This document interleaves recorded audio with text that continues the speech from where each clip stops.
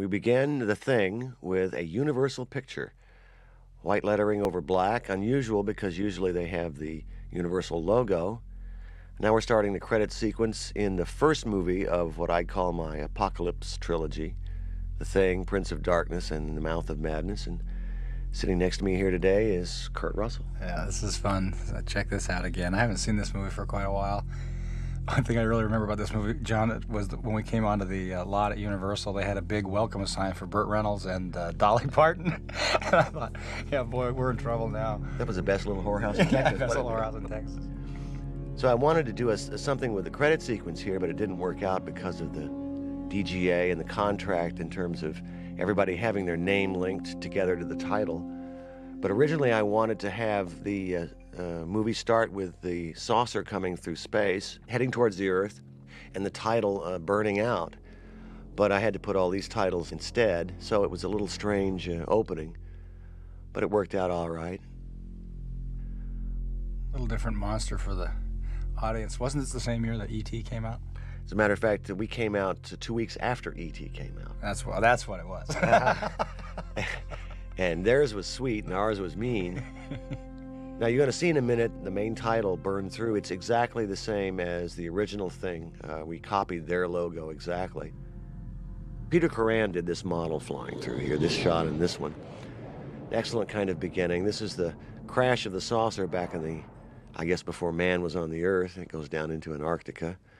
And here we come, and we're underway. We did this movie right after Escape from New York, didn't we? I was going to say, we did Escape in 1980, is that right? Yeah, it was released in 81. And then we did this in 81. 81. This was released in 82. So this is the third time that you and I had worked together because we did Elvis before Escape. We did Elvis, then we did Escape from New York, and then The Thing.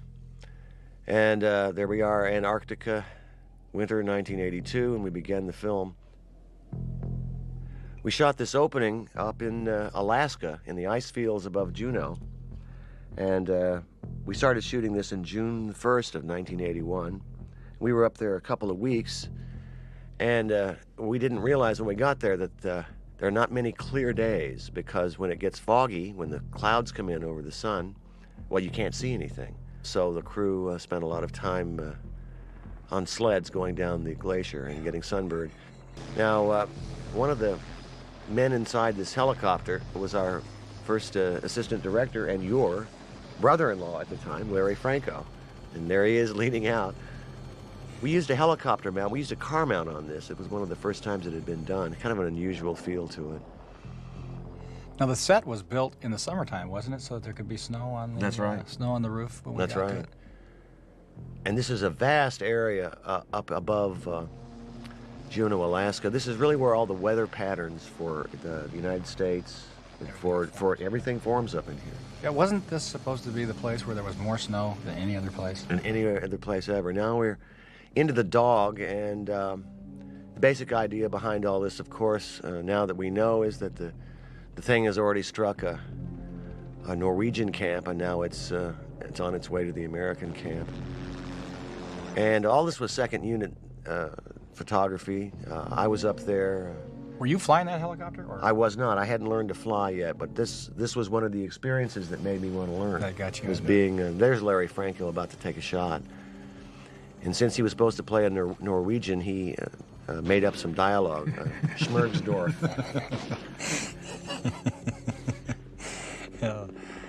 The only problem with this location was we couldn't get any beer.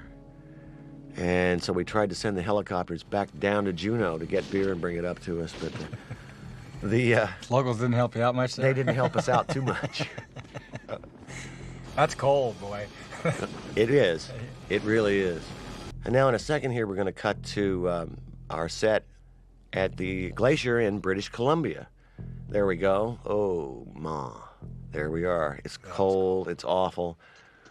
And I think that's Keith David working on that thiokol there. There we go. Now we're in our sets inside Universal, and there's Richard Dysart, Will Brimley, and here you are, your introduction in the picture. Yeah. MacReady, the helicopter pilot, likes to have a drink of J&B, but also he was fairly isolated out there.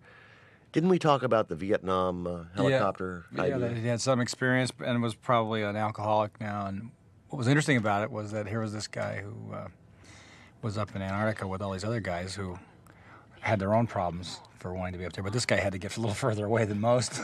So here's a man with a problem in his chessboard.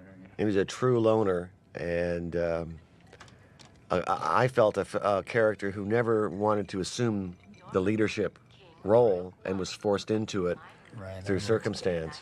And I remember that when I came on board with you, the hat was already established because of second unit stuff. That was great. The big hat was something I really enjoyed. I don't know how you felt about it, but well, I had to live with it. I had to learn to love it. I appreciate that. So we're back up in Alaska for this particular sequence. The dog you see running here is not the dog we ended up using. Jed is the thing dog in the later parts, but this is a double. He's kind of painted like Jed. He didn't like this particular moment. Right there, the dog ducks because the helicopter is really only about 5 feet above him. That's amazing flying, isn't it, when you know how impossible it is to determine where you are. These bush pilots we had up there are pretty wild guys. I mean, what was it we called him? Lawrence of Alaska? Lawrence of Alaska was up there. This was the guy who was flying this. You went up one time and he gave you the controls and off you went. Yeah. I remember we were warned because this was all very near an edge. And it was impossible to tell some days, one step being the next that would be fine, and taking us one other step and you'd be falling about 500 feet. What's he doing? Circling the camp. Here's some of the cast gathering together there. So Keith David and David Clennon and Charlie Hallahan, and I couldn't tell if that was... I think it's Peter Maloney was the other one. So here goes Nate, the helicopter pilot, into a kind of a thunderhead there. He comes around, and Larry Franco again opens up a little bomb. Was he Norwegian? Yeah, he was Norwegian. And we have a little shot here that he drops the bomb. We couldn't set off the explosion under the chopper, so it comes a little late there, but otherwise it worked pretty well. Nate does a quick stop on the helicopter. He pulls back like that. He's coming up. You can't really see it, but he's coming up on the ledge, a shelf. Yeah. And he sets it down, and we're about to get our story underway.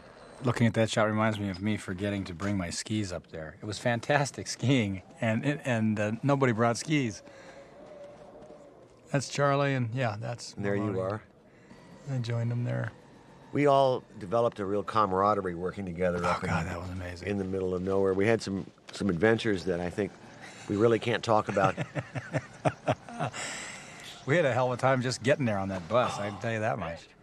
You were yelling at the actors, getting them to put it back on the road. We had to get out of the bus and turn the bus. We had to push the front end of the bus around. It was so icy that we were able to do it. Norbert was very fluent in Norwegian, and off we go here. At the time this movie was released, this would have been in June of '82, it was considered a very frightening and horrifying and repellent film, but now we look at it and it's kind of a straightforward, tough, hard-hitting action picture with a monster in it. Really, our concern was about the paranoia aspects of the story. It was such a great story about that, wasn't it? 12 guys and finally knowing each other so well, and then finally getting to a point where you don't know. The original short story was called Who Goes There? And I think that sort of sums up the idea. Are you human or who are you? And the original thing didn't have much to do with the original short story. That's right. It was a monster like Frankenstein was a monster. So you decided to go back to that. Let's go back to the short story and explore it. I thought it had never been really told. So now we've shot the Norwegian without really knowing what's going on. Here you guys are actually putting out this mock-up we set on fire. We started using some transitional devices here between this scene and the next one. Sometimes we do fades to whiteouts, and sometimes we do blackouts. And depending on the mood, we wanted to... There's Richard Masur. Masur's coming up to talk to the dog, who's very nervous because we're all standing there as a camera crew. It's real cold, as you can see. The set was built by John Lloyd up there. Now I think we're going to go into a transition here. We did a lot of improvisation and rewriting when we got up to British Columbia to try to clarify some points in the picture. I remember it was so difficult to tell on film who was who because... The characters were so many of them. I think Bill Lancaster, who wrote the screenplay, did a terrific job, but I probably screwed up as a director and not differentiating. Peter Maloney and Richard Dysart are in this scene together, and both very fine actors. Tom Waits. And here comes Wilford. Will Brimley, who is one of the great all-time people. U.S. number 31 calling McMurdo. Yeah, they broke the mold there, didn't they? And Will is the real thing. I mean, it's impossible for Will to ever do anything phony.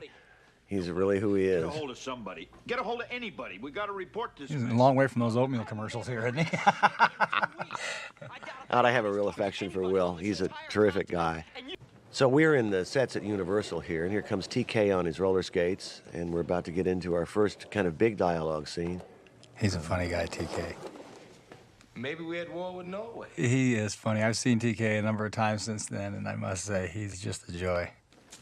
And there's Keith David there in the background. And Joel Polis is over there. Various characters who are basically down in Antarctica working at a scientific institute.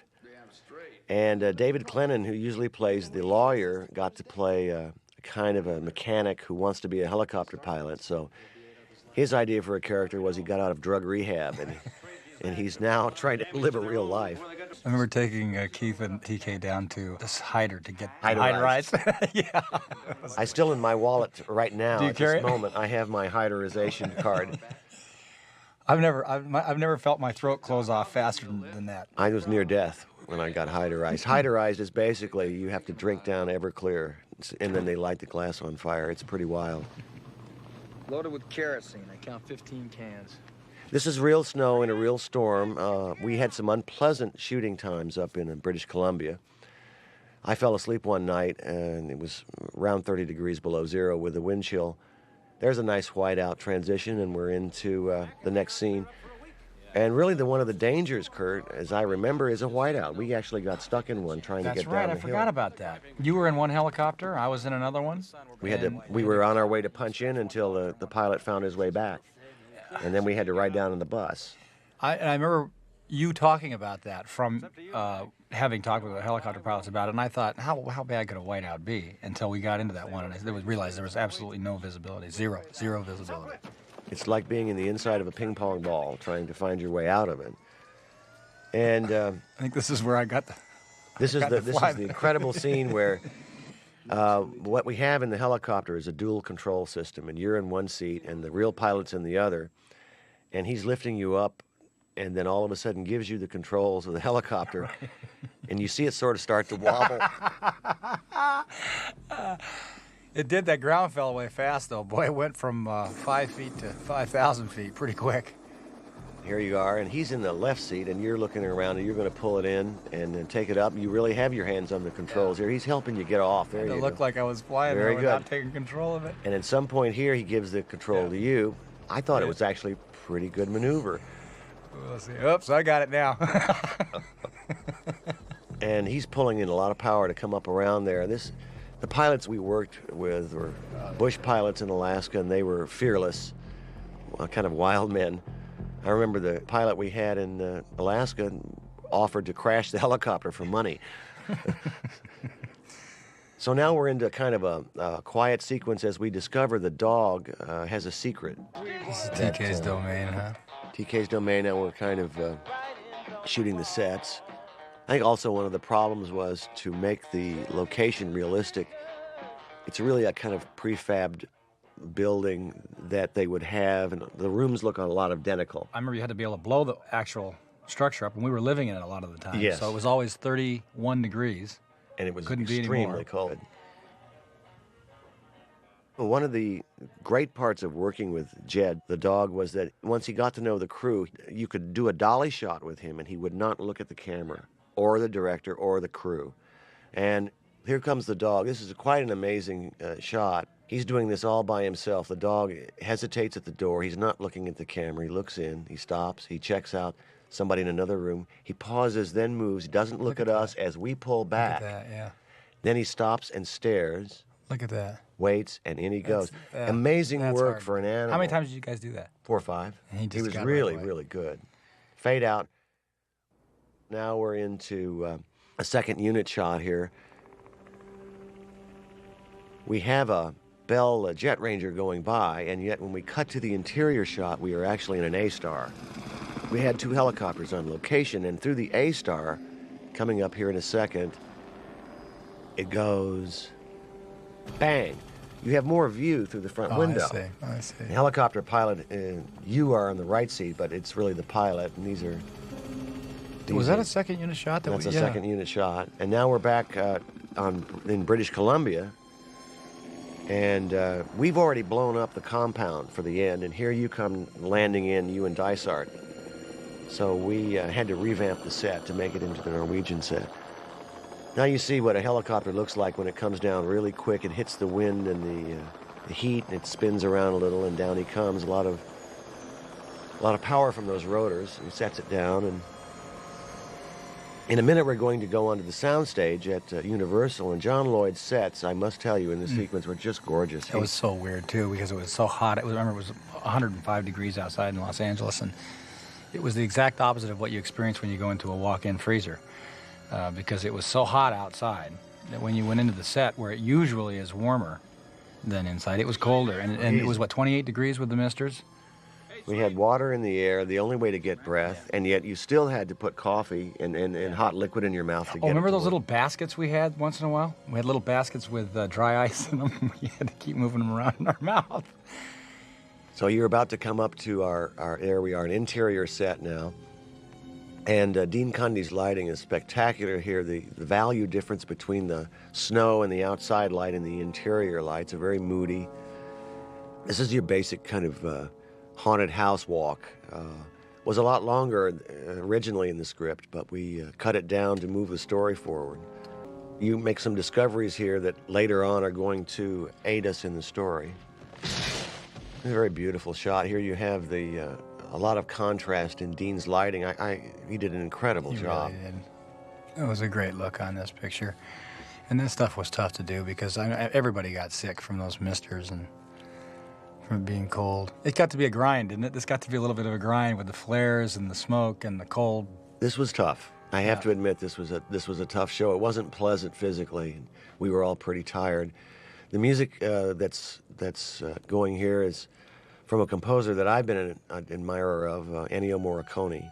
And it's a full orchestral score. It's very beautiful. And now we're up to Rob Bottin's first rubber effect shot. And I remember when we all first shot this, we were rather dubious as to whether this was going to work. It actually turned out all right. It looks pretty different in real life than it does on film, doesn't it? It sure does. In real life, we all thought, my God, what is this? But we managed to capture on film the idea that a man is frozen, he's committed suicide, and he slashed his wrist, and the blood is frozen really fast. You do freeze pretty quickly there. But when we all saw this on the set, we thought, oh, Lord, this is not going to work. I remember Rob always coming in, it seemed like, with more of that gel. He said, it's going to be fine, John. As soon as I put the gel on, it's going to come to life. We used carbapol, which is the ingredient in Twinkies that holds it together. That was our slime. And Rob was discovering what the monster was as we were making the film, so we had an occasional on-set experience that was rather depressing. We'll get into that later, but here you are into another section of the set, and you're about to walk into one of my favorite moments. It's a nod of the hat to the original film. In Hawks's version, they brought in this big block of ice, and the thing gets out of it. So we wanted to put a block of ice in ours, and you discover it in another room. This is all phony snow, and it worked pretty well. Roy Arbogast was our on-set special effects man, did a terrific job. That was tough to do. I remember a lot of dialogue about that because that was going to be throughout the whole movie. And if that would have been bad, it would have looked so phony that you wouldn't have been able to stick with the story. Let's hurry it up. Now, I remember you make this walk down the hall there, and as you come out the door, I remember when we were shooting it, you're really pushing the breath. It was cold, but there you go. You're really selling Might have that. started with a cigarette there. I don't know. Might have started with one smoke before. You're still pushing it pretty good. I like that. And now you see what we don't see yet, and we're about to introduce that element for Dysart's going to come down and track back. Oh, really, that's great. there we are, revealing the block of ice, and again, a beautiful set. James Arness's bed. Yeah. It was a great set, wasn't it? Another pullback situation. Yes, it was, and extremely beautifully done. This was perceived at the time to be a film that was, I don't know what the word is, cruel or something, but I think maybe more, it was a somber, serious film. There wasn't the kind of humor that you began to see in action movies and horror films. It wasn't jokes. We were taking the characters and the story extremely serious. Yeah, that's right. You're right. It was in a time before that seemed to become prevalent in these kinds of scary movies. That even in the ones that you had done and when Escape from New York, where there was a little bit of humor, this one had very, very little. It's one of my favorites ever in a movie when that guy's crawling away. We'll see that later on. But the characters, like your character didn't make any ironic asides to the audience or say kind of heroic lines. We all played it and committed to being very believable. We rehearsed the actors. Remember we had rehearsals for 2 weeks where we would play the scenes. And it was an intimate story. It was such a, wasn't it? I mean, it was such a small, intimate story that... it was a story about claustrophobia. It was a story about men. And I really enjoyed the fact that it was all a men involved. Yeah, that was interesting too, because it was as I remember, it was an all-male crew except for Candy, I think her name was, who was pregnant, and she had to leave the show because she was pregnant, and that was basically an all-male crew. All of us. It just created an interesting situation, though, I thought, because there was no posturing of any kind, because there was nobody to posture for. No, we were all pretty equal on the show. Yeah, it was very interesting. So now we're bringing in the corpse of the Thing, and now I thought that Rob did a pretty good job with this creation. We had to use old-fashioned A and B smoke on this, which is incredibly hard to deal with. As you can see, Will Brimley reacting. He's being truthful in his reaction. I was going to say, this is one of those scenes too, where it's an 8-man acting contest. Who can act like it smells the worst? And everybody was thinking that. And then when we pulled that thing off, it was pretty rugged. And yet you guys are still there. You're still hanging over it. Because this smoke is extremely pungent. They've changed it now in these sensitive times when people can't handle cigarette smoke anymore. Yeah. But I remember as a director, this was one of my biggest challenges because I saw 11 actors, all with dialogue and scenes, and I just started wanting to run the other direction. I didn't know quite how to do it. I learned. Isn't it the toughest thing there is to do as a director? To take it's the worst. 9 or 10 people around a table. It's the worst. For 5, 6, 7 minutes and be able to make the audience remain interested in what they're saying. That was what's so stunning about the way the first movie was done. I watched it again, they had a 36 shot. They had 36 people in a shot. And there's a meaningful look from you there. Interesting, how long did it take you to grow that hair and Yeah, it was a long time. I was a year or so because I think the last movie I'd done was Escape. You had it already. I had it already, but I had to cut it. I remember I did that play, and I had to cut it short. That was after. Or I guess that was after this. That was after the thing. That's right. So it was in between that. So Tommy Waits is not paying enough attention to getting his message across. We start to learn that no one is listening to them. Their storms have shut everything down, and they're doing autopsies. We're about to cut to one of the delicious shots that the audience was repulsed by. Basically, what you have is a kind of a rubber creature where Brimley reaches in and pulls out some fresh liver. Yeah. Brimley, having been a real cowboy, had no problem and was trying to tell us what it's like to... He's just skinning a deer there. That's it. That's basically all there is. A deer. Look at how he sells it. He kind of squishes it around and brings it out. Attaboy, well. It's true, though. I can remember at this time the audience was beginning to have a tough time. And basically, when we get to the dog sequence, they really had a tough time. The dog sequence drove a lot of people nuts. There he goes. Now he's really selling it for you. But Will give loved it a his sense character. of reality too. I mean, what is good about that is without that shot, this doesn't hold the same punch that the. And you've got to take this stuff seriously, I feel, in order to make this movie something more than just a kind of a creaky monster movie. Basically, what you've got in monster films is that you have a guy in a suit. You end up there. You end up in some technique. And I wanted to do a movie where you didn't have that. Right. But this was a real creature. Now, also, Kurt, at the same time, there's a little article in the paper I remember reading about some kind of new disease that was occurring. That's right. It was called AIDS. Yeah, it was and people were dying, and it was a very weirdly similar and dynamic to what we were doing because you couldn't tell who had it. That's right. It was just the beginning of AIDS being discovered in the press, and it really was spooky because they didn't know what was causing it. They didn't know who had it. They didn't know how somebody got it. And you would actually have to do a blood test to find out, which is what your character eventually does in the picture. So now we're about to get into the dog sequence, which is the first time we really strut the thing's stuff and show that it's... I love all the interplay here of some of these guys. You just noticed Charlie looking at the dog kind of strangely, and everybody had their own little thing where they gave you a little bit of story just sometimes with the way they behaved. Because the actors, you guys were so committed to character. You were so committed to telling the story. This was a difficult sequence to shoot because anytime you have a bunch of dogs and you introduce this dog, who is a tremendous acting dog, Jed, he comes in and he's pausing at all times, his trainers. Now the other dogs, to keep them still while he walks in, it was a big feat. They would want to jump up and bark. And we're trying to get him in the position of the phony rubber dog, which... I remember lighting was real important here too, wasn't it? Because of what you were about to get into. The phony dogs always, the fur doesn't look real. Yeah. And I'll show you when you cut to it, if you look really carefully, you can tell that's a real dog. That's not. And of course it's a wide shot, it works, but now in a second we'll cut to another phony dog shot. These are the dogs reacting. That's a phony dog. We had to take the light off it because the fur doesn't work. But now we're going to start to, that's a real. Yeah, this is great. Now they all start barking. We're going to start into our effects. Oh boy, here we go. Crack it open. I love this because now that time has passed, you can look at this and you can see somewhere the organism, what other planets it's been to, what was there, what was on those planets, what did it run into that it had to imitate.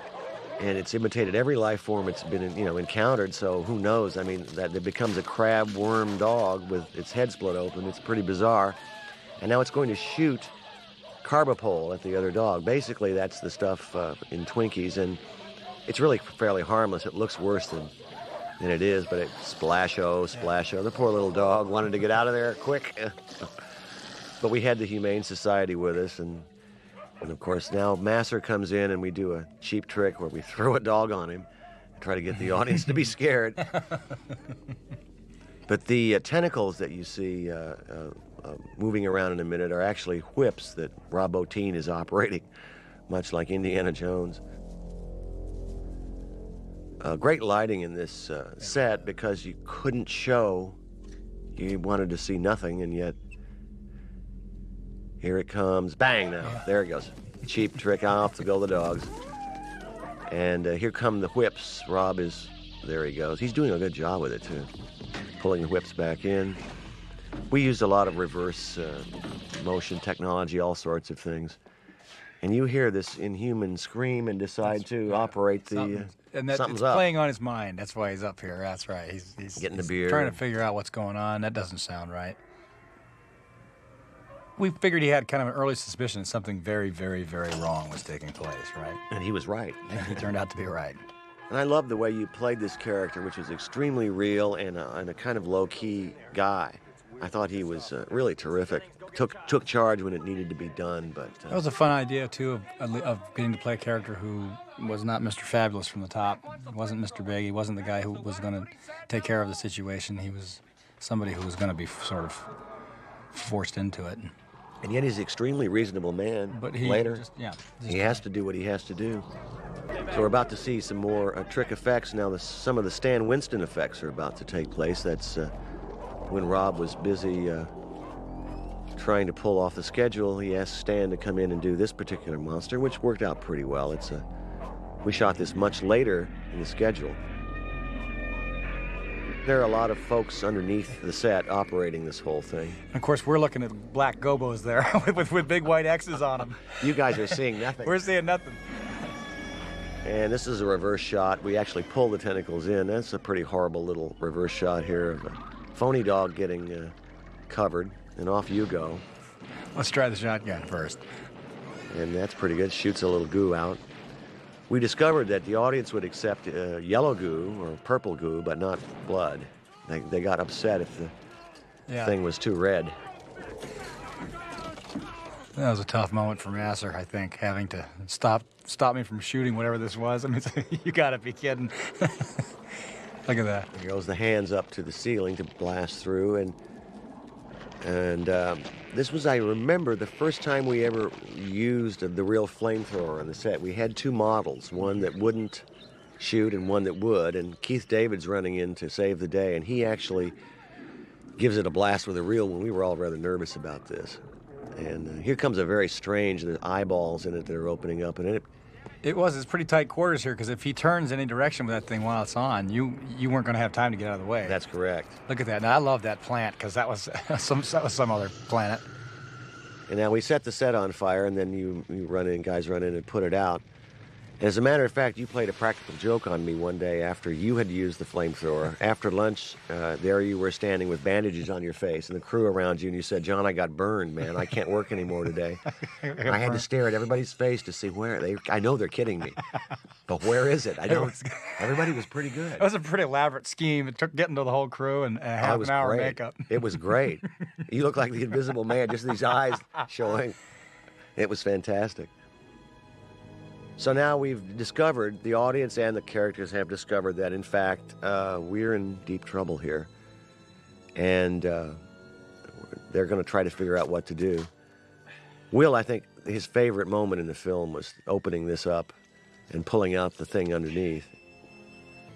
He really got into being a biologist. He wanted to play a character who was very straightforward with what he was doing, and he just brought all his cowboy experiences to it. Oh, boy. He told me, "Al, you know it stinks when you open those things up."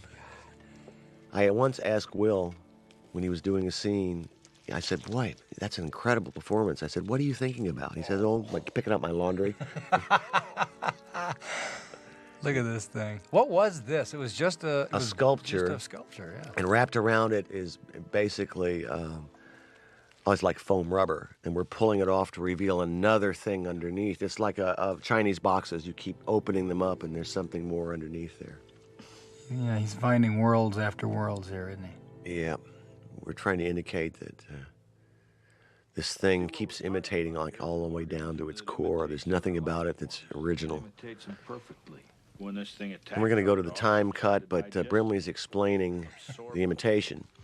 We found it really difficult to get across to the audience something that's rather simple, which is the life cycle of this creature, that it can imitate you, and one organism can become the entire world. And again, it's a scene for you that you had to do with 12 people standing around a table after the previous scene of 12 people standing around a table, and you got to somehow make it interesting for the audience and different. This to me would be the most difficult stuff as a director. I just don't know what I'd do here. I always was fascinated to watch and see how you were going to break this up, how you're going to move the camera and stuff, because there's just nowhere to go. There's nowhere to go, and it's thankless kind of stuff. Now, this is a scene with Richard Masur and Will Brimley, and Brimley's performance here is just incredible. His subtlety and his suspicion that something is going on, and Masur's very low-key indication that maybe I'm not who I appear to be, is the beginning It's of really where the movie started. our movie begins. We really could have begun the movie here, I suppose, by starting the film with a discussion of the creature and then having this happen, but it is the subtlety of the playing here that it's the acting. Let the audience it's the think characters. That, wait a minute, this is just starting to fall apart. One guy's getting suspicious of another, and the other guy's getting real defensive about it. Why are you looking at me? No reason at all. We're looking at videotapes of the Norwegian camp. I'm there someplace in that videotape, somewhere. This is something we shot up in British Columbia. What crap is there? Basically, the backstory of unearthing the saucer. Can't learn anything from this. I don't know where This I was am the in this. expedition of the Norwegians. That's right, and in black and white, Where'd they take these we're going to dig and plant charges and so forth. And It was Donald, Moffat, and Joel. Peter Maloney in the background there. This was a matte That was painting, great. trying to show the saucer under the ground. This was a Whitlock special. And then the explosion that comes in a little bit is another Whitlock special. It was great that he was able to come through for us. Whatever it was bigger than that block of ice you found. And we're basically, there we go. Yeah. There we go. And then it kind of fades around a little bit. And you're on your way here for a helicopter sequence to This is it, the place where they were spending most to of their find time. out what Pretty went nasty on. out back, 35 You and times. Hallahan and Clennon, off you go. I think Clennon's with you. And is a storm moving in here? I think that was the idea. Yeah. This is a rather one of our lucky shots we got up in Alaska in the pre-production unit. It's just beautiful clouds in the background. You can actually see for miles. That's about 30 or 40 miles back there. And Not easy to get those days, was it? no, we usually had nothing. Yeah. Now we're up on a mountain for this stuff, and there's a matte painting, kind of amazingly done with all the bumps in it. Now we're back to our second unit, and we're landing. This is extremely beautiful music by Ennio Morricone through this area. I felt that he really brought something. They were on top of this mountain, actually. You're getting out into the snow, but the helicopter's bouncing around. Now that's a second unit shot. The music is really stunning through here. It gives you a sense of foreboding and dread. Now you're coming up and looking down a real glacier. Yeah.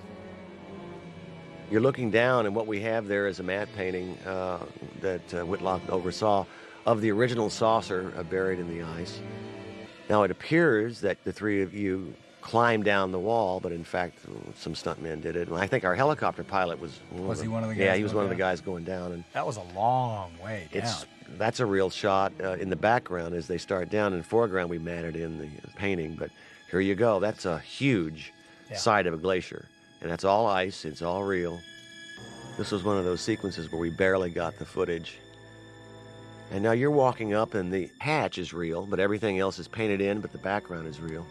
I love shots like this. So the hatch we had there. You had the hatch. Now we cut in close to you. Now we're looking at gobos again. Exactly, and nothing. How long you figured? And there's your hat. I love that hat, Yeah, Kurt. boy, I'll tell you what. Johnny, you sure this is going to be okay? Oh, yeah, it's going to be great. It's such a cool look. It really is. Now, the famous studio shot that everybody talks about in this movie is coming up. That's where you have actors walking on the Universal backlot right here, walking over. We didn't have a wide shot, and this was all a painting, basically, except for the three figures. And now we're going to cut to British Columbia on our set where we dug a hole. So that last shot was done on the lot? Down the Universal backlot, yeah. That blue ice is real. That's real ice. That's not painted. Blue ice. Now we're into some of our night sequences, which were extremely difficult to do, and a big expository scene, which I don't like doing because I didn't quite understand how to do it. I had a shot that dollies back and shows more of the room, and Dean Cundies was upset at me because we had to pull one of the walls. He was afraid that would violate the third wall thing. If the camera goes further than the wall, the audience knows it's a set. I said, It's about this time, too, that as a screenwriter, you'd start worrying about the audience saying, well, why don't they just call somebody? And that's, of course, why that stuff took place earlier where the radios were going down. there's a lot of problems you had to solve in this movie to isolate them and be realistic. Beautiful lighting in this scene. And here's the shot I'm talking about as we come back and let Keith pull us around and pull behind Will. Since he was against the wall, Dean was afraid the audience would know what we did. I said, well, it doesn't really matter. We got to do it. Let's do it anyway. Now, Donald's character was he was sort of the guy in command, right? He was the leader of the pack. But you always felt like he was slightly out of place being that leader. He's such a good actor. He really is great. We'd done The Newland, which was a television series in the early 70s together, and I was really happy to be working with him again. Made great friends on this show. I made really great friends on this show, and I'd been working in the business, I remember at that point, 21 years, and they said, you know, Kurt, you got to do a play. And they talked me into it, and I did one the next year, and I was really glad I did. But these guys were a great group.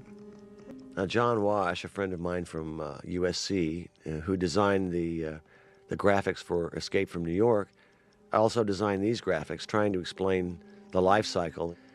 The thing takes over one normal cell, as you can see, and we still didn't get it quite right, but it doesn't matter.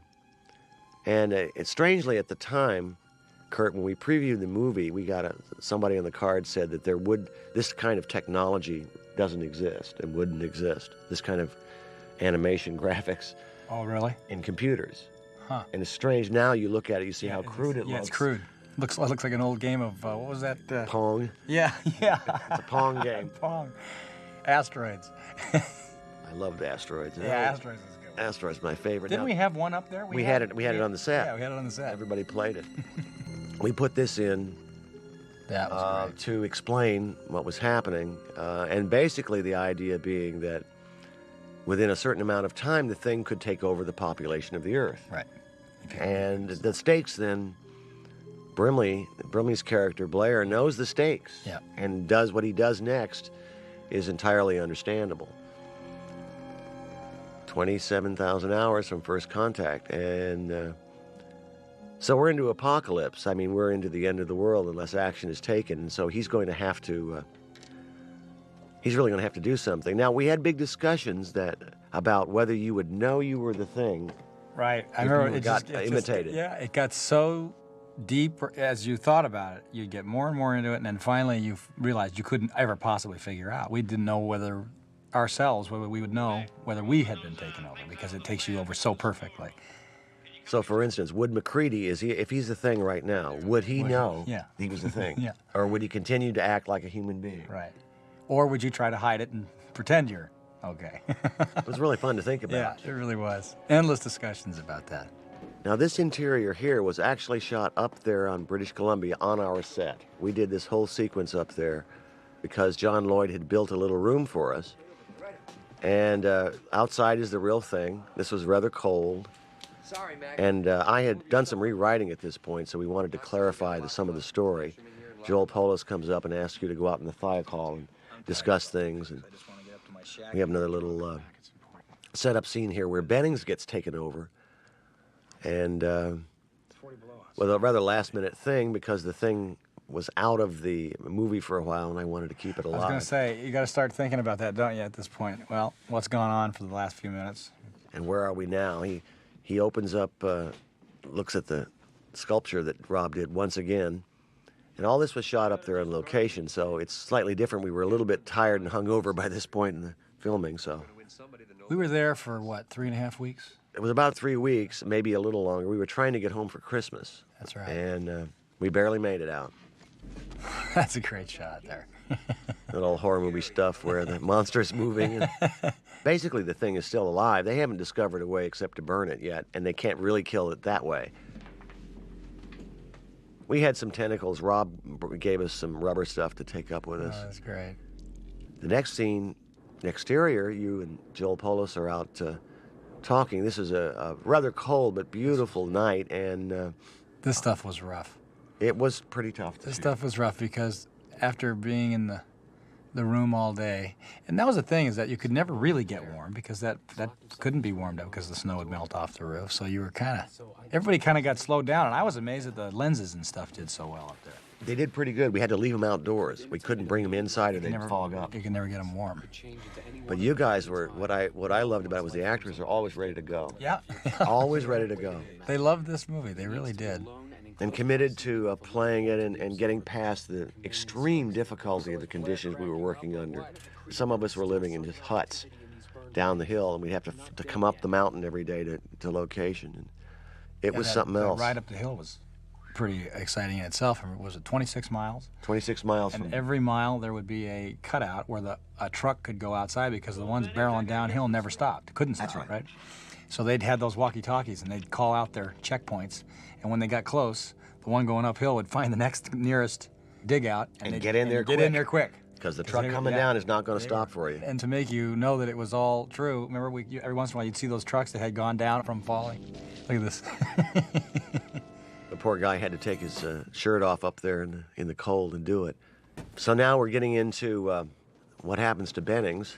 Here comes Tommy Waits running out. It's Bennings. Joe Dante saw this at my house on tape. He said, well, you dollied over and dollied back. That's low-budget filmmaking. What is he talking about? Bennings was right there, Mac. I swear to God. We're about to go out and burn Bennings. Oh, boy, I'll never forget this. I almost got hurt on this. This is the first time anything like this would ever happen to me. You watch the explosion here and watch me, and you'll see. I didn't know it was going to be quite this big. Now, is that the one where you threw the dynamite? Yeah. No, that's later. Is that later on? Yeah, this is the one where We just burn him. we just burn it. Now those are real flares. I don't know about you, but I got my fingers burned Oh, more God. times on those things. So he's got some claws on, and he makes a growl. And basically, you kick over a gasoline drum and drop the torch in. See you, Peter. See you later, man. And we're out there in it. It's grim. It doesn't look quite so bad now, but we've got snow coming down, and it's not fun. Now you're set the dummy on fire, and good stuff. Cool stuff. What I like about that is if that's in a different movie and you start the fire the other way, of course the can explodes. That couldn't be our problem. This was shot at Heartland as we were doing effects. We added this to kind of clarify things and Donald's starting to go. starting to go a little bit. And it also shows that MacReady just takes care of business. He has a job to do, and he's accepted what some of the others can't accept. Yeah. Here we are. We have to take care of business and get it done. So What's good about this, too, I think, is at this point the audience did believe that the people were human beings. We weren't cartoon characters. They were human lives, and it was a tough thing to have to kill another person that you'd known. that's right. It was believable. That's right. And I think the successful films always have that element of believability in them, no matter where they are, that you can hang on to. Here you actually give a pretty good goose with the old flamethrower there. This is kind of fun. That flamethrower was pretty cool rig. There you go. Boy, that gas came out of that thing. We're burning up some phony corpses there. We had a British Columbian crew with us. They were a lot of fun. They really got some good shots with a second camera. Sure that's all of them? No women. No women in the movie. No. That was kind of, as I remember, we talked about that at the time. There hadn't been a movie for a long time that had no women in it. Zero women. I mean, nowhere. Yeah. I love the lighting that Dean did with the blue lights. Those were actually from airports. Oh, They're really? airport markers. But the deep blue of them was really spooky on the snow and very pretty. The lighting's great. It really is beautiful. Now, Joel Polis is explaining what's going on and who he can't find. And this is a moment in the movie where we take a kind of a pause.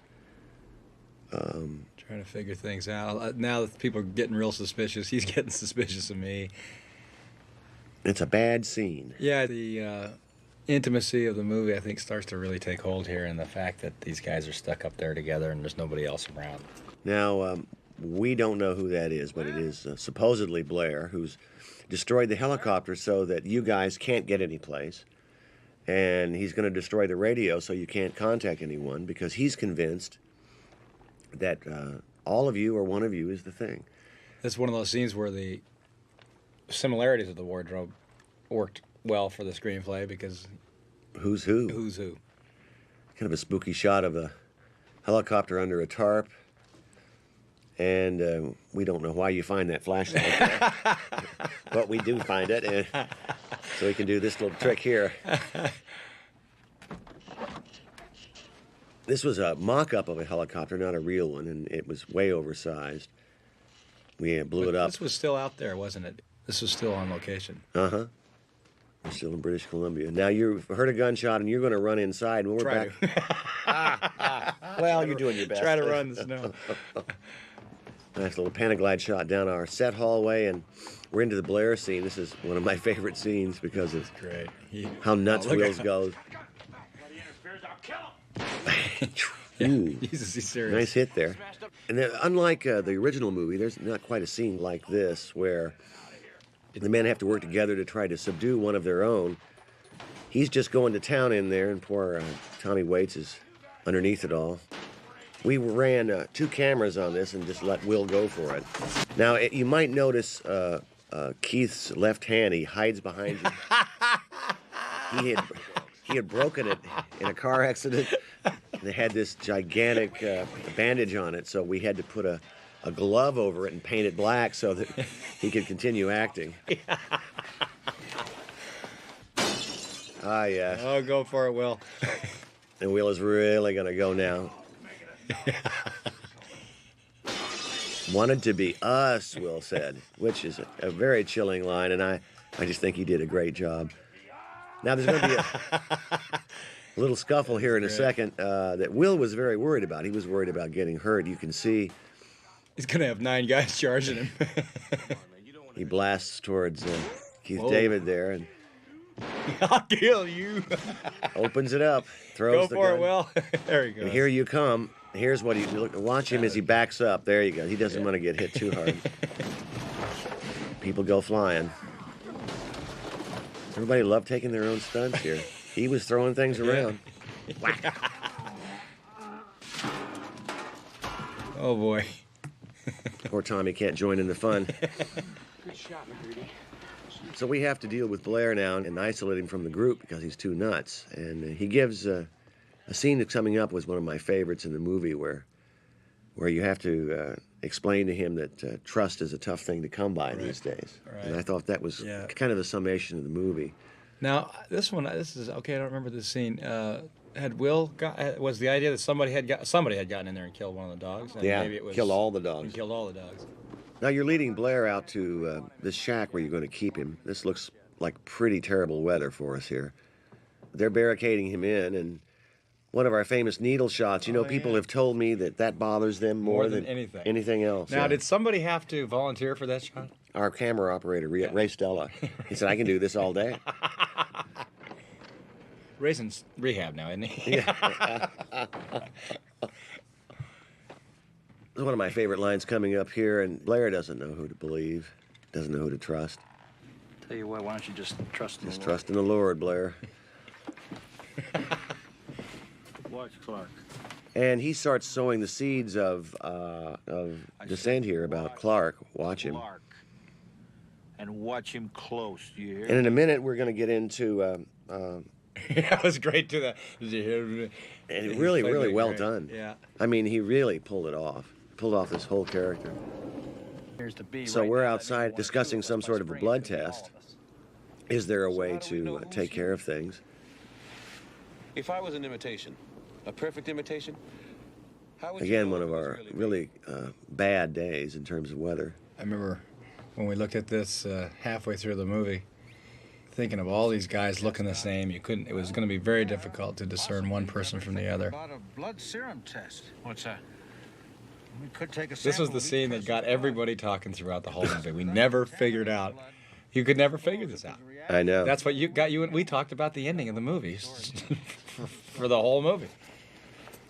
So the blood test scene, actually, when Richard Dysart discovers the open bags of blood and all the men come into the room, is probably the biggest nightmare scene for me as a director that I've had. That day I arrived on set and I found all of you there, ready to act with lines. I had no idea what to do. I had never been confronted with that before. Standing looking. It was terrible. We're coming up to that scene in a moment. This is fairly easy, though. This was a limited number of people.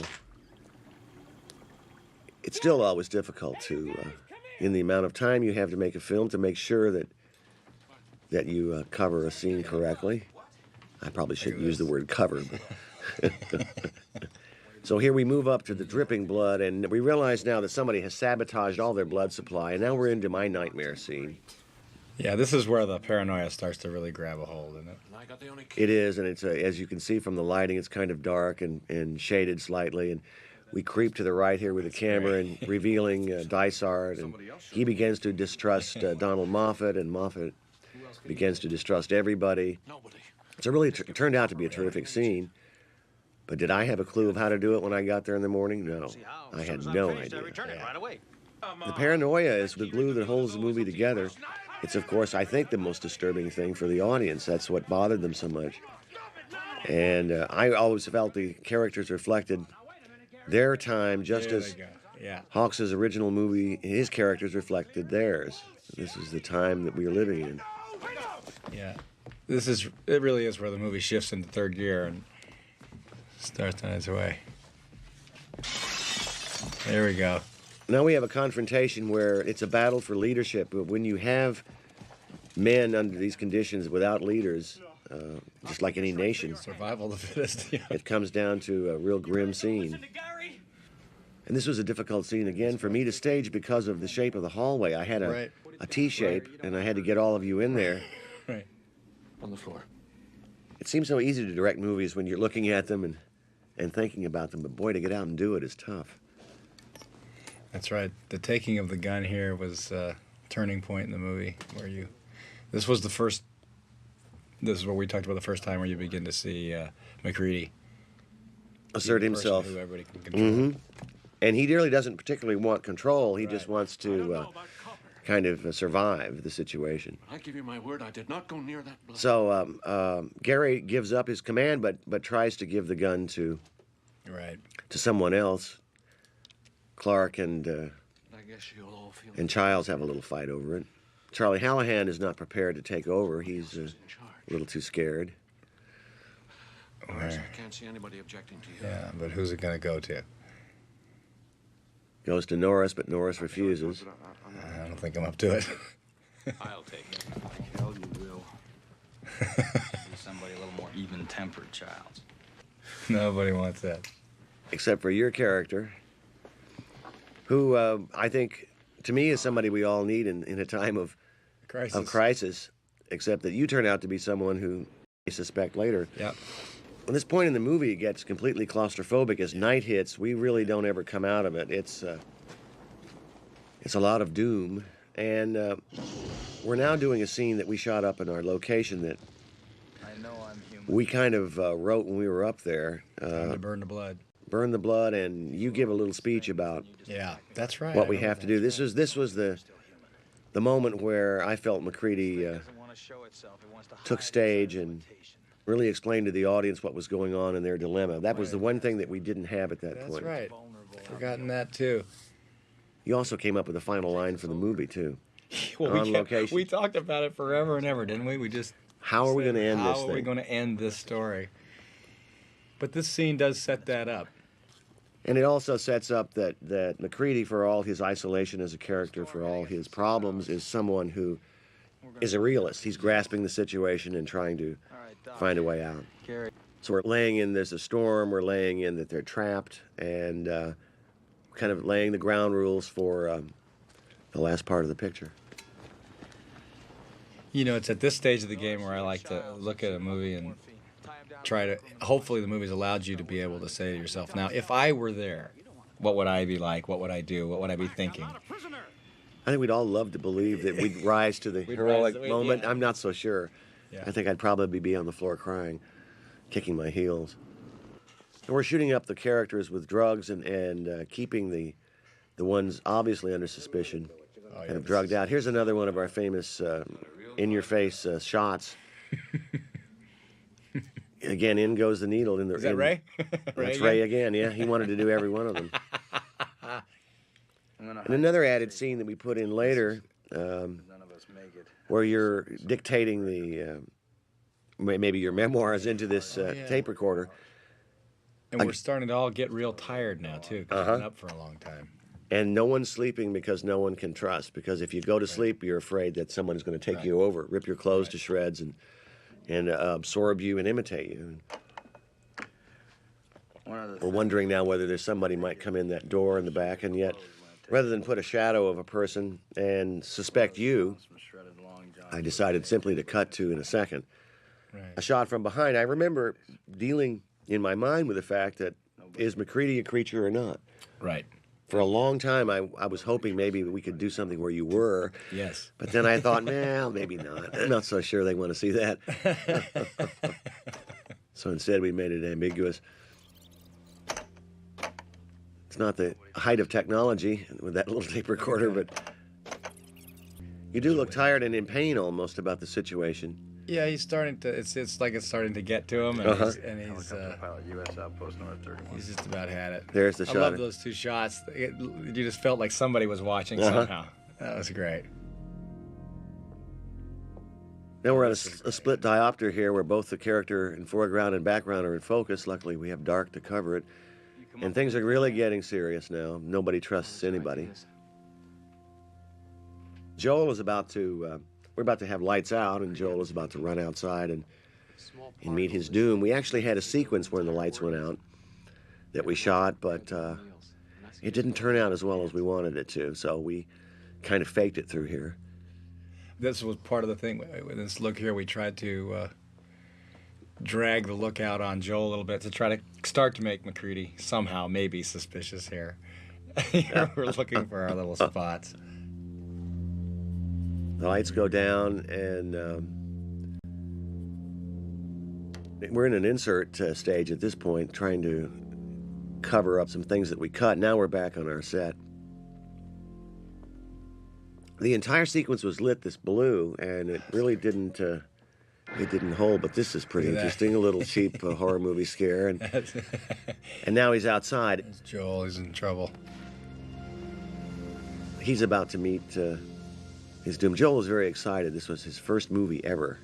I didn't know that. Yeah, he was from New York, and he was just having a blast. And now we lay a little suspicion here on you.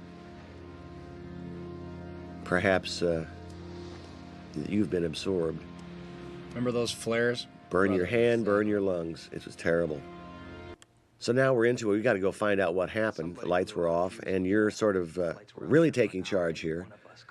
People are falling apart. All right, we gotta find him. Knowles, why don't you come with me and we'll look outside? Now we're going to team up here. You and Windows check the inside. I ain't going with Windows. I ain't going Windows. we're gonna... I ain't going. One of my favorite lines coming up from you. It was really great the way you assumed control over the situation here. So in a minute, you're going to be framed for something that isn't true, and we're going to get into one of our amazing effect sequences. At least it... There would be nothing else you could do except team up and hope the guy you were with was okay. That was... we turned the Ritters on for that one. Yes, we did. It was unpleasant enough, but we decided to get a little wind going. One of my favorite scenes, this is where I think Blair wants to come back inside. He has a hangman's rope. A little touch by Bill Lancaster. Funny things. I hear funny things out here. Will's performance here was hysterical. I've used it many times since. It's so great. It ain't pukes. I'm all better now, and I want to come back inside. I'm not gonna harm anybody, and there's nothing wrong with me. And if there was, I'm all better now. This was actually shot on a soundstage at Universal, and you're selling that flare pretty good there, Kurt. You have it right up against your I know, face. it's not it. I was going to say, Kurt, can you get the flare a little bit high? Well, you know, I'm doing the best I can here. Setting my beard on fire. Yeah. Yeah. Oof. Oh, well. Man's got to do what he's got to do. Now we find out Joel Polis's fate. Fuchs ran outside and was, we assume, absorbed by somebody or somewhere or something. And how do we know? We see his glasses. Right. By this point in the film, one wonders how these guys are going to ever get out of this. It's like this incredible disease that's spreading. But it's also their emotional state. Right. No one trusts anyone. Yeah, I think that's the end of Fuchs. Now they're trying to figure out if you'd have time to commit suicide before it could take you over. Great! Now what are we gonna do? It was an interesting situation to be up in a location like this. I felt that it only helped you guys. What's in your that? performances, being up here in the... Oh, yeah, it was great because even when you were on the set in Los Angeles, in between shots, you're walking outside, it was 100 degrees, so you'd be snapping in and snapping out. But what was interesting about this is I remember we got those little sheets of paper that talked about people after they'd been in lonely situations for a long time, and their first thing would go is their appearance, and then they'd begin to steal things and whatnot. And I felt like that was happening to all the actors on the show. Yeah, I got a little nuts. Yeah. It did start, I mean, it didn't fall apart, but it got to be tougher and tougher and tougher. You could understand what would happen to people down there.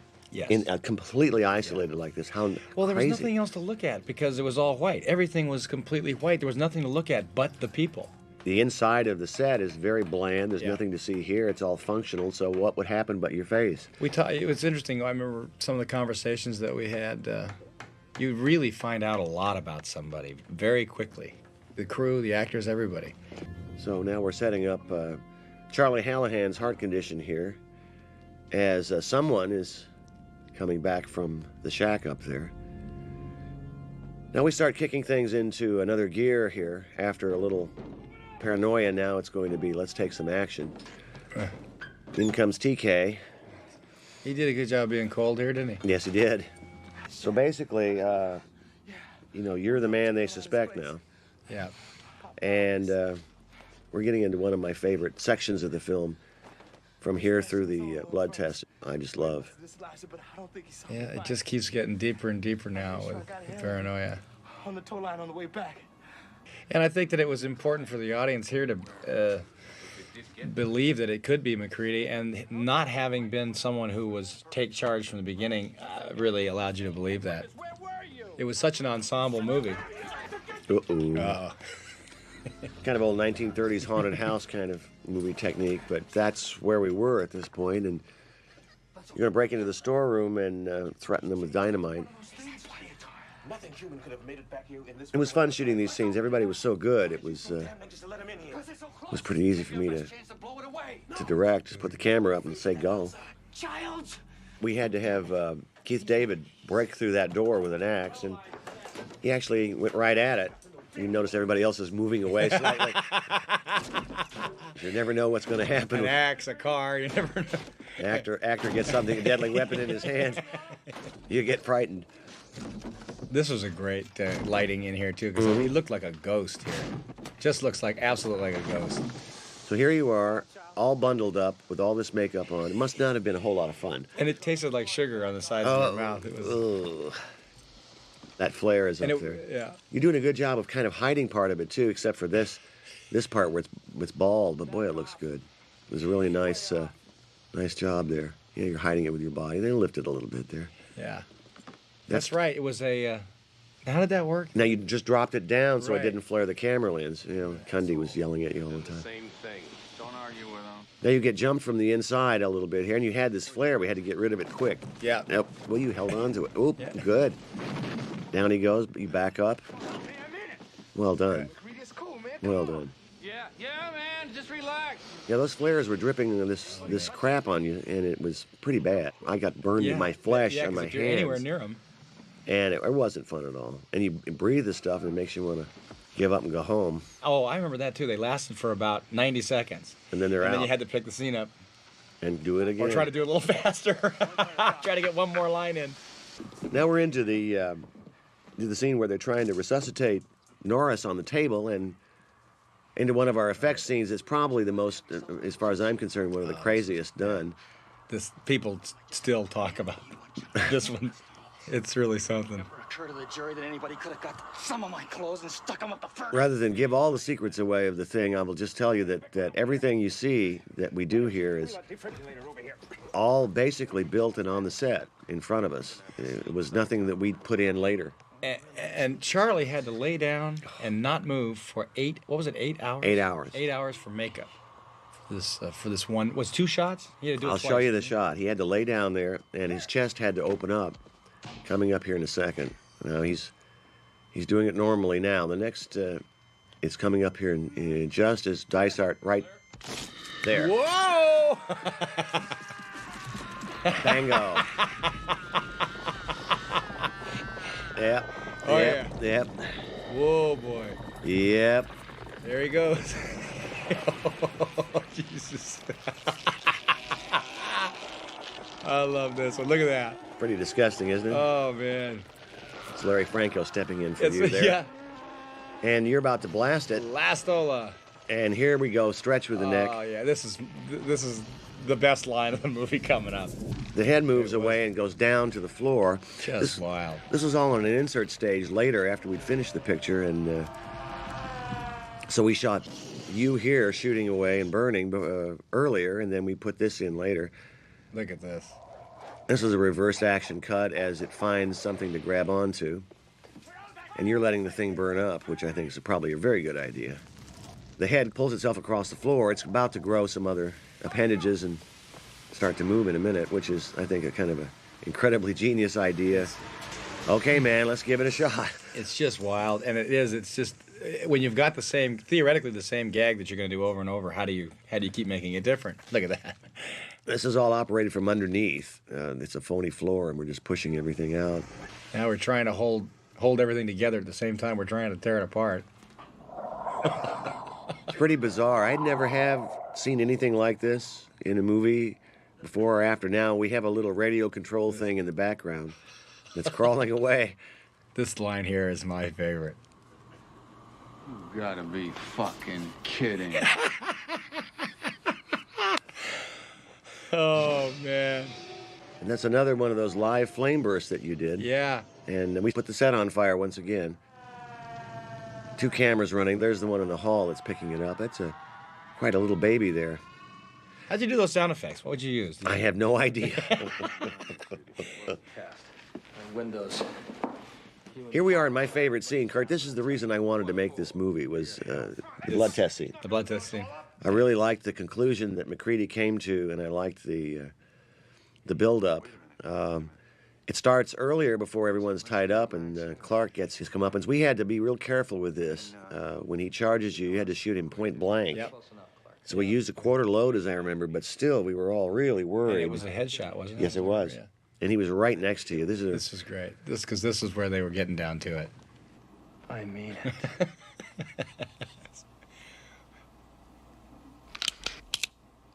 real dramatic moment, and we're going to do this in one quickie. Bang.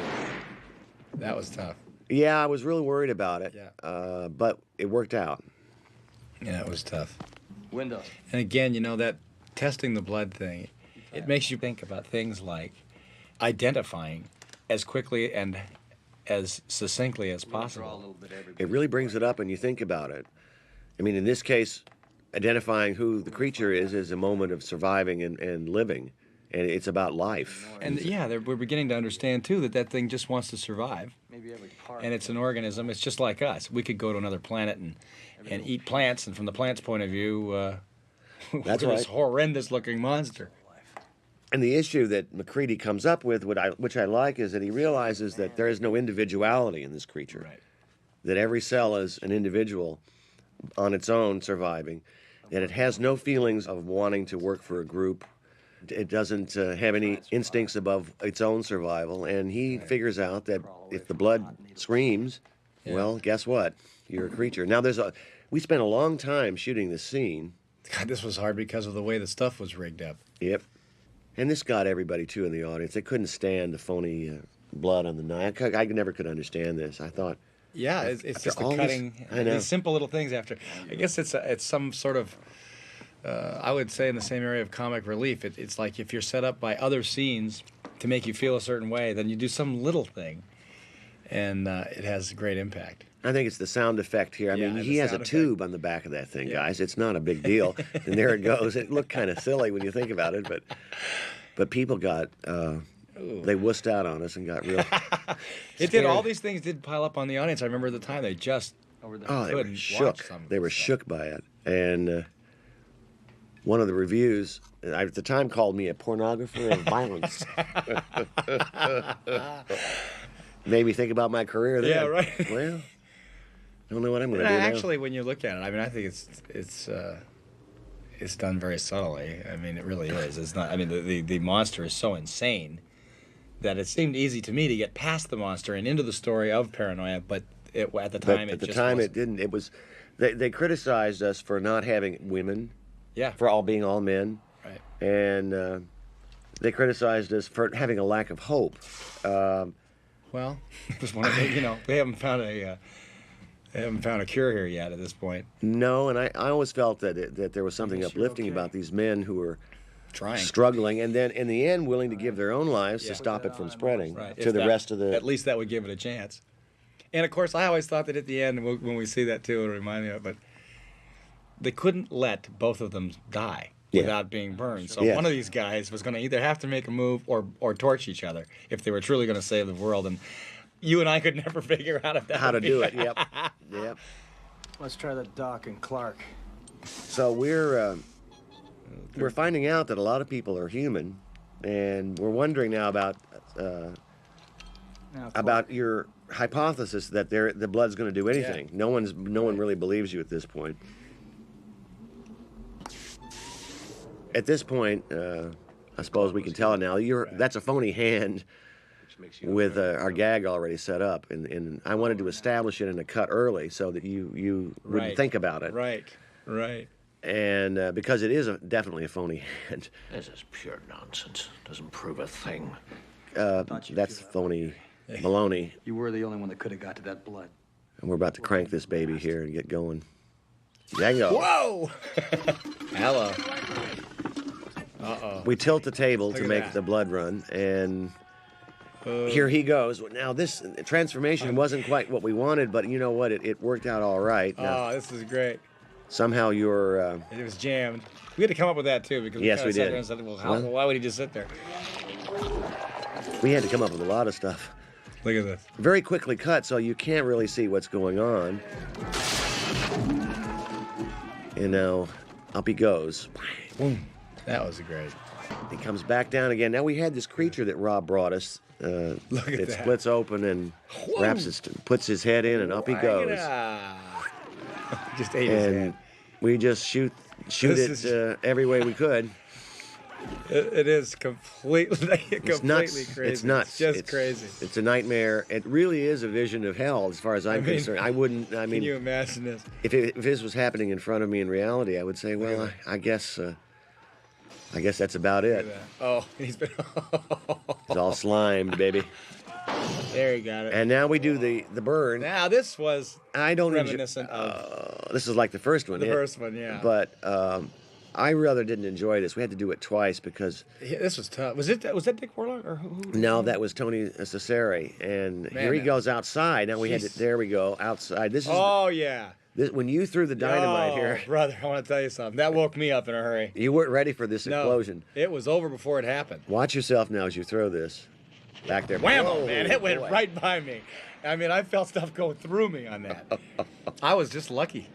Of course, that reaction was taken. Oh yeah, this is days later. That was a retake. We have some people on the other side of this wall who are operating the hands and legs on Oh, sticks. this was tough too because you're burning a And you're- guy who's still a human being. And you're setting them on fire, and these guys behind the wall are basically the wall's on fire. They're still operating the puppet.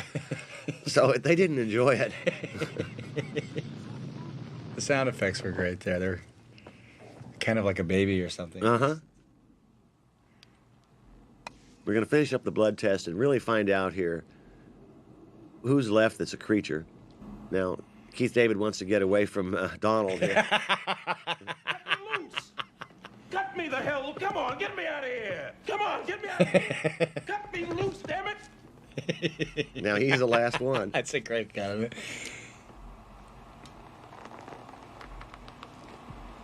And here comes the end of the blood test, and I must say I was very happy with how the scene turned out. Here comes Donald's line. I thought, well, if you guys, the audience doesn't want comic relief, I mean, here it is for you. Time. I'd rather not spend the rest of this winter tied to this. Kind of a perfect summation. So now we're into the, basically the final act of our picture here, where you're going to go out and test We're going out to get Will Brimley. If he tries to make it Things are going to start to happen, and we're going to get even grimmer than we have been. Right. Now the stage is set, so there's only one more to find out about. As long as you guys could stay together, you're pretty clear. Now, that's a Ritter scene at night with wind blowing. Oh, and it was blowing. It was hard to walk up that thing, I remember. Now we're into a set at Universal. This was built, for obvious reasons, obvious in a moment, it was built up a story. And Blair is gone, the door is open, but we discover underneath his shack where Blair is, in fact, a thing and has been building something kind of amazing. Out of whatever he had in that shack. And the parts And of the the helicopter. heliparts, yeah. And again, another ingenious set by John Lloyd, who just did a brilliant job on the movie. This is great. The colors, the set design, and the costume design, we try to do a black and white movie in color. In other words, there are really no strong colors. Everything is very muted. And of course, this is one of those who's going to go down the hole first deals. Down goes the commander. Actually, this was He was sort of reassuming control. uh-huh. Now we're down into our little set under here that Oh boy. And again, it's not fun to creep down this with those flares. They really are. You couldn't breathe back up in that tunnel particularly well. And Oh, that was. and it's a refrigerated stage, so we're trying to sell the breath. And all in all, it wasn't a very fun physical No, experience. It really was exhausting. After a whole day of that, you'd be really tired, and then the next day was more of the same. And And you go home to the wife, they don't understand. Oh, what's wrong, honey? Why don't you want to go out? Oh, I'm dead, man. I'm dead. it was also one of those movies where you talk back to that. What was that John Wayne movie where they figured everybody on the set got cancer because of some asbestos The or something? It was Conqueror, yeah. Conqueror, and we began to say, well, I can remember exactly when I got it. It was on the thing. And now we're showing you back in the compound that, in fact, something else has happened there with Childs. He was actually standing guard, and now the door is open and he is gone. So things are getting really grim here. We're going to blow up the saucer, and actually, this is the kamikaze mission coming up. This is the suicide mission. We're going to shut the place down. Ooh, that looks grim. And out comes Childs, who staggers around. We don't know quite what's going on here. Now, the lights are going to go off. When the lights go off, it's going to be all blue and dark. The generator is shut down. I still can't decide whether Childs was a creature or not. I know. I thought that was. I cannot decide. Yeah. There was no way of telling and no way of ever knowing. The only question you could say was, why did he leave his post? And now the decision is made. You're going to freeze very quickly. And you would, too. And in reality, it wouldn't be long, and you guys would be toast. All you could do is start setting fire to your own surroundings. Again, you're acting with this flare and doing a very good job of not burning yourself with it. I mean, what we all wanted you to do was get it close enough to your face, and yet not too close. In a moment, we're going to have the tractor. We're going to blow up the shed first. And blowing up this camp was an experience I'll never forget. Yeah. I'll never forget it as long as I live. I could not believe what it felt like to blow shacks that big. This is also in the movie where you've told the audience it ain't going to be a happy ending. Wham! Those all remote cameras doing a lot of this. That one was nothing compared to what's coming up. We're really going to blow this whole place to smithereens. And now in comes a tractor, and someone who looks a lot like you is driving it. Kawoom! As it goes through the stage floor into the sub-basement below our floor and kind of gets stuck. And now you guys, the three of you, are going to set fire to our stages at Universal on the inside. We had the fire department standing by and fire extinguishers, but still, you'd hate to be responsible for burning down Burbank. And the cuts in between outside and inside here and this is this outside stuff coming in was this Boom. outside stuff. Look at that. It went. And I remember now everybody up when we were in Alaska talking about, what if this thing's a little stronger than they figured, and it doesn't really go up too good. What were you going to do if that explosion would have just sort of half done? I guess you'd have to live with it, or you'd have to live with it, or try a special effect. Yeah, special effect it later. Put over an explosion or something.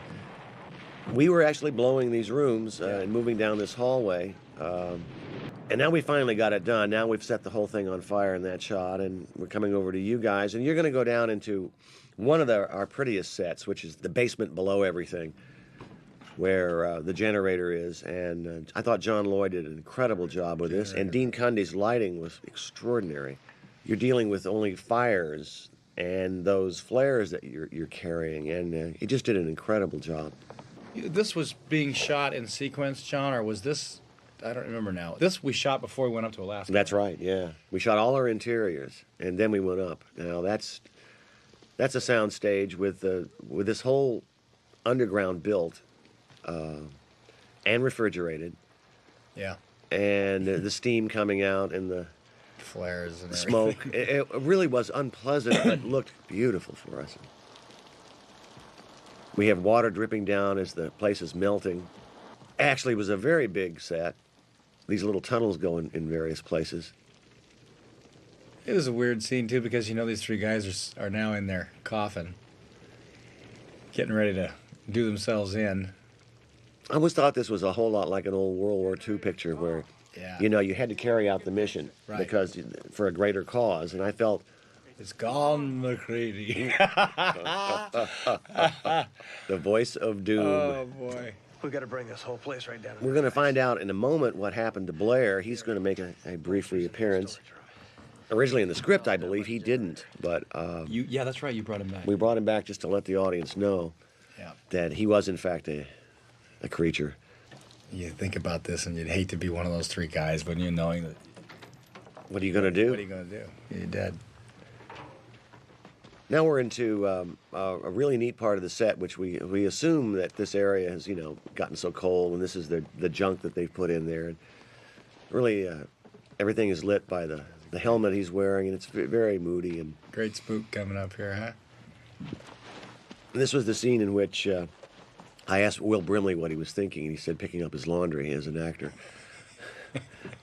which gave me some insight into him. But, he takes his job very seriously, and he's a really terrific actor. That is great. Around the corner he comes, another cheap horror movie scare. Reverse shot, done with Donald. Look at that. And that's the laundry scene. Look at that. That's actually Rob Bottin's hand and Donald Moffat's face. It wasn't the most fun to do, but Donald was an old trooper and really a pro. Out in style.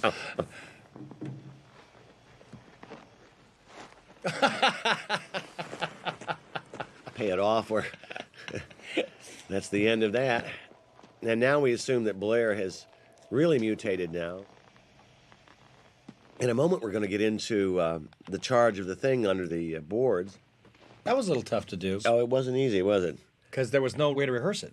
Nope. There was we just had to do it. We had to do it and just keep running. Now, TK disappears here, and you're all alone. How's it coming in there? Dum. I said, how's it? I always thought this particular period through here where we took a beat and you're ready to blow the place, and it was really nice. You don't know quite what's back there, and Cundy's lighting is just sort of suggesting little things, and it's what's in your mind more than anything else. And I suppose if I could have gotten that hat back on your head, I would have been happy. Thanks. I do appreciate that. I never let it go, though. It wasn't leaving me. And basically, we had a track built under the set with a big ball that was compound roped off and pulled. That's actually, I believe that's Dick Warlock preparing for his stunt. This was so weird because there was no way to rehearse it. Here it comes. There it comes. Multiple cameras coming towards you. Here goes Warlock and takes a dive. You land, and up comes a Randy Cook animated a creature here. We ended up using parts of that part there, and this blast up, and then we cut to our biggest monster effect. 50 people were operating this from underneath, and it was a last-minute thing. The big boy. And out comes the dog. We were kind of... Do they all come out here? Do all the things that it's... Kind of. There's a dog, and then there's a half monster, and it's Blair, and it was pretty big. There's the Blair man, yeah. This was a tough one. It took us quite a bit to get it done. Nice tuck and roll. Yeah.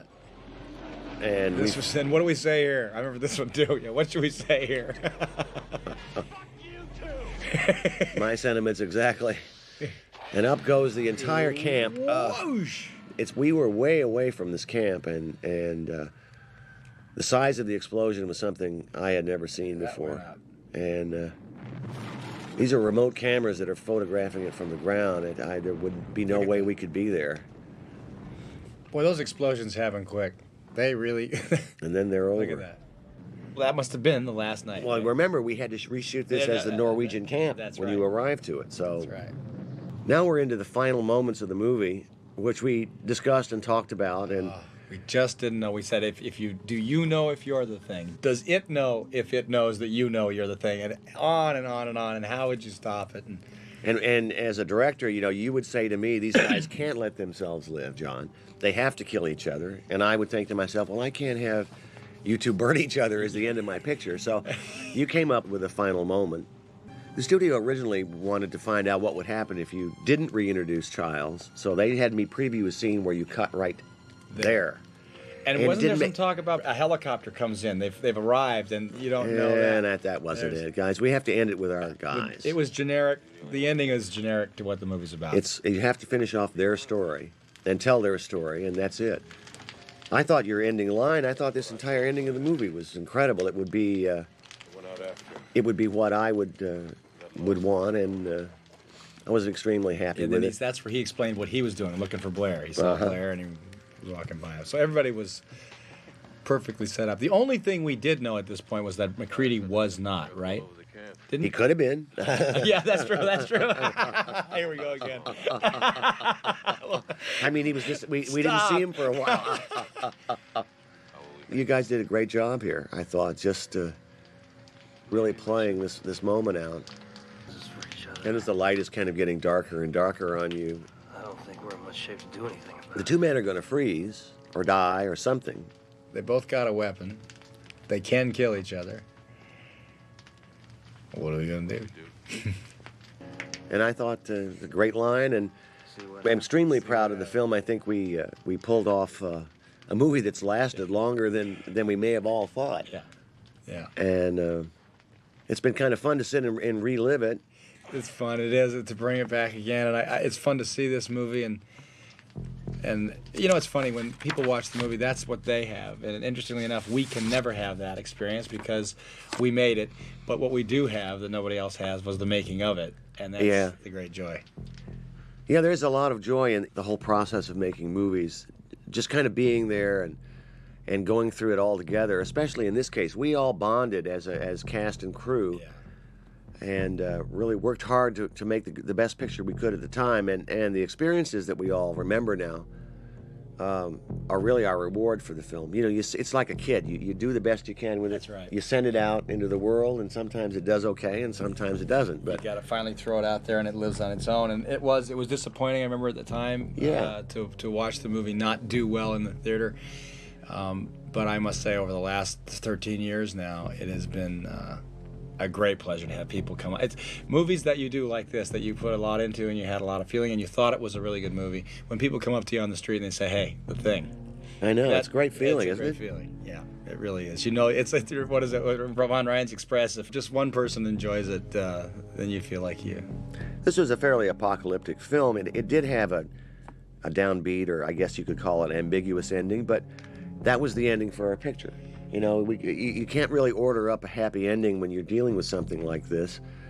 I suppose we could have changed it and have one of you become the Thing, and you could have burned him and then walked off like the lone cowboy. It's such a great story. Who's going to win? If we go to another planet, we are trying to survive as a species. If we end up having to go to another planet to try to do that, we certainly hope that we survive. And absolutely. That one was simply doing the same thing. It was doing the same exact thing. And who's to say? I guess we'll just have to wait and see what happens. Hopefully it'll be us. This was my first film for a big studio, and that's right. I had never done what I had done independent films up to then. I had done TV movies, and what I found to be the most incredible part of making a studio film was the amount of professionalism that you could put into a scene that you were doing. Just far outweighs the kind of creative quickness that you had to do on the street when you're making a film. We really, to do that blood test scene, we really had to involve acting, sets, costumes, special effects. Right. You couldn't do that with a small. It would be very difficult. It would be very difficult to get it as good as we had it. You know, the studio was behind us, and we had a team of people who were very, very good. Fantastic actors. The special effects were amazing. They were great. And it's putting it all together and unifying it so it looks like a whole piece. That's what the studio can give you. If they're for you and they support what you're doing, there's nothing better. I was going to say, that's what you have to have, though, because if it isn't that, it just makes you want to go back with that small crew. That's and that right. Small camera And have a blast again. Yep. Have a hell of a time. And that's the other side of it. If they're not for you and you're playing political games, then it can be real hell. But it's terrific, the people that we worked with, and looking at it again, it just makes me all the more proud of the film. And I just love sitting here with you and talking I about know, it. it's a Kurt. blast. It's fun to see these with you again. We got to do this for the Escape from New York. But seeing this again does bring all those memories back, and the fabulous time we had, and the great time that I had making a movie with you, and they can't take that away from me. Never. So listen, guys, we'll see you at the movies, and